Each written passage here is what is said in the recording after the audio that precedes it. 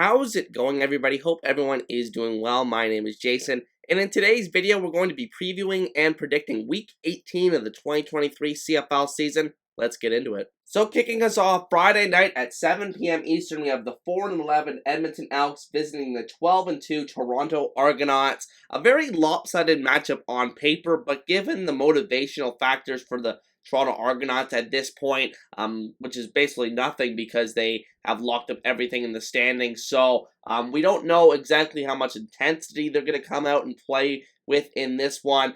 They are at home, so I do expect Chad Kelly to draw back into the lineup in this one, but I think at the end of the day, it's unclear about how long he's going to be staying in the game. So for that reason, I think it's going to be a much closer game than it otherwise would be. The players that I'm watching for in this one, I'm going with a couple of special teams players.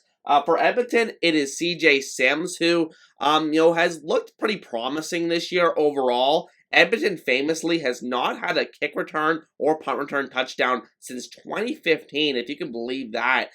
Just completely unbelievable, but I think I've seen enough in the last few weeks to believe that one of these weeks CJ Sims is going to bring one back and break that drought for Edmonton. So I'm looking forward to seeing if he can do that in this game. And then for Toronto, I'm going with kicker Boris Bede, who frankly is a guy that's really impressed me over the past couple of years. I mean, I used to think he was kind of a wildly inaccurate kicker, but I think at the end of the day, he's really improved his accuracy over the last couple of years. He's always had the leg power.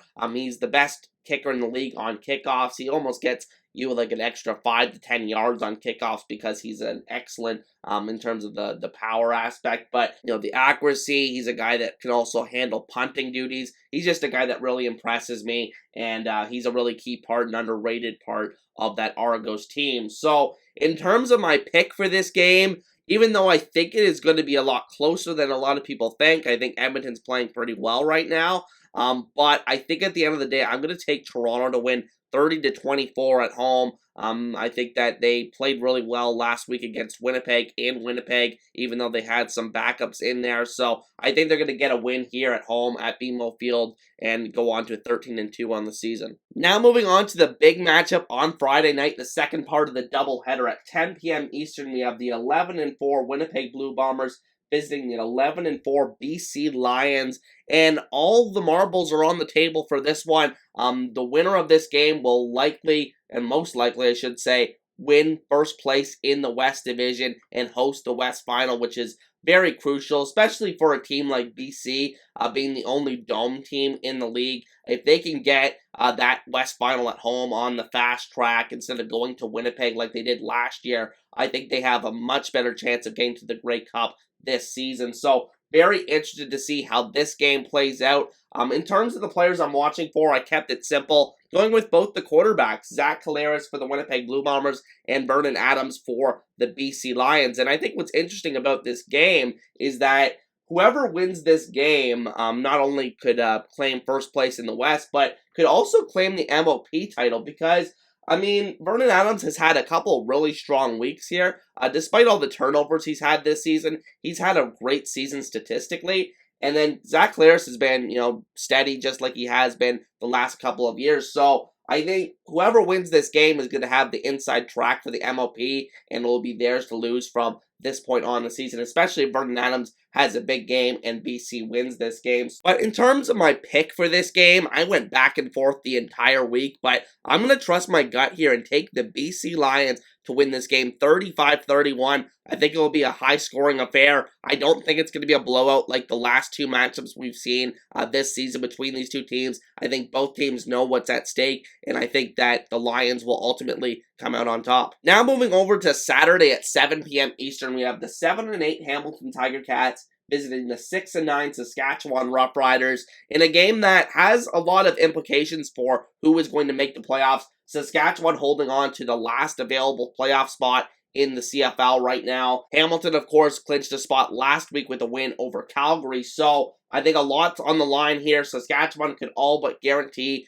their spot in the playoffs if they win this game at home. Now, my players to watch for in this one, I'm looking on the defensive side. For Hamilton, defensive back Stavros Katsatonis, who's having an excellent season. And I mean, he's really forced the conversation on the Ticats. What Canadian defensive back do they want to keep in the offseason? They have Tunde Adeleke, who's actually the highest paid defensive back, period, in the CFL this season. But I think he's been kind of underwhelming. They've had to play him at the halfback position because Stavros Katsatonis has been that impressive at the safety position. So I think that Katsatonis has largely outplayed Adeleke throughout the entire season, and it'll be interesting to see if they decide to keep Katsatonis over Adeleke in the coming offseason. But I think regardless, Katsatonis has had an excellent season. You feel his presence each and every week on that Ticats defense.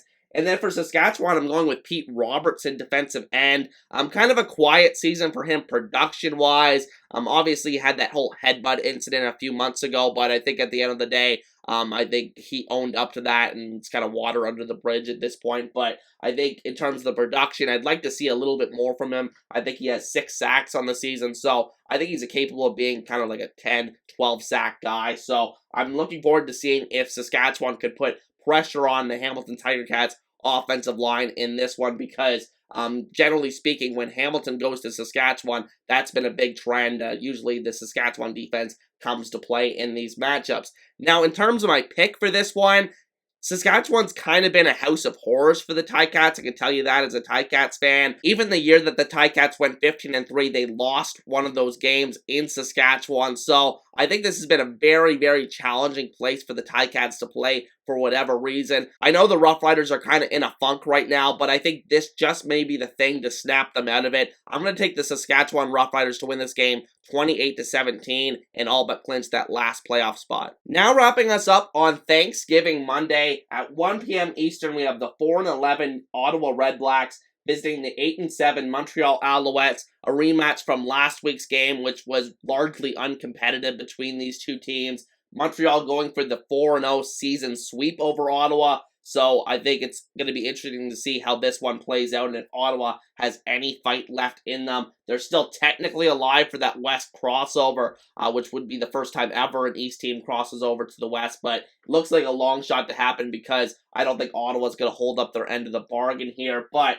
in terms of the players I'm watching for in this one, Braylon Addison, wide receiver for the Ottawa Redblacks. Good to see him have a big game last week, his first big game in a while, coming back from that Achilles injury he suffered in Hamilton. Really happy to see that from him.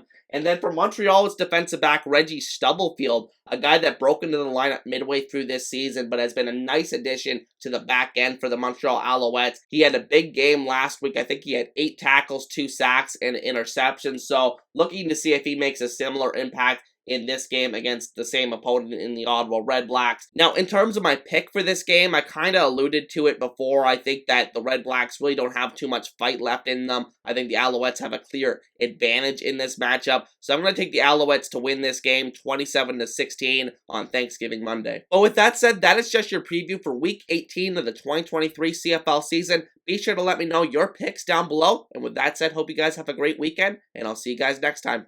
Peace.